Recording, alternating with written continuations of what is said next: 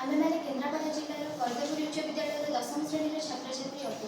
वर्तमान विकसित भारत बिल्डाथन 2025 अंशग्रहण कर आमे मैंने एक समस्यार समाधान निमंते प्रचेषा करूँ। तेणु वर्तमान अत्यधिक परिमाण जनसंख्यार वृद्धि घटी, जहाँफल अत्यधिक परिमाण जनसंख्या को खाद्य पदार्थ जोगाइबा निमंते कृषक मैंने कृषि क्षेत्र में विभिन्न प्रकार रासायनिक सार और कीटनाशक प्रयोग कर, जहाँफल मृत्तिका प्रदूषित होकर परिवेश प्रदूषित हो।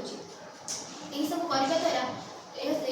द्वारा आम मैंने आम मान परवर्ती पीढ़ी मान एक एक विषाक्त परिवेश तथा मृत्तिका छाड़ी दे। तेणु यह मुक्त पाइबा हेले प्रथम कृषि क्षेत्र में रासायनिक कीटनाशक और रासायनिक सार परिवर्ते जैविक व प्राकृतिक उपाय प्रस्तुत कीटनाशक एवं खत प्रयोग करने उचित। आमे माने प्राकृतिक उपाय प्रस्तुत होइतिबा केतेक खत एवं कीटनाशक प्रस्तुत करिछु। आमे माने प्रस्तुत करतिबा कीटनाशक गुड़िक हेउछि प्रथम हेउछि निमास्त्र। निमास्त्र रे आमे माने प्रयोग करिछु लिंबपत्र, गोमूत्र एवं गोबर। एवं द्वितीय रे हेउछि ब्रह्मास्त्र। ब्रह्मास्त्र रे आमे माने प्रयोग करिछु लिंबपत्र, पिजुली पत्र, डाळिंब पत्र, गोबर एवं गोमूत्र।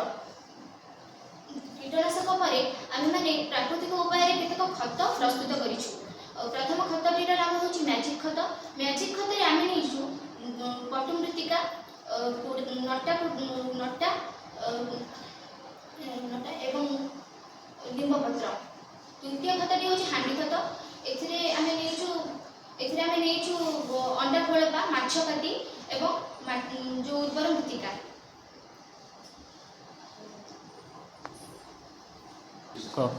जदि आमे माने एहिपरि भाव में जैविक उपाय प्रस्तुत होइथिबा खत एवं कीटनाशक कृषि प्रयोग करिबा तेबे आमे माने परिवेश को प्रदूषण मुक्त रखि परिबा एवं मृत्तिका को प्रदूषण मुक्त रखि परिबा।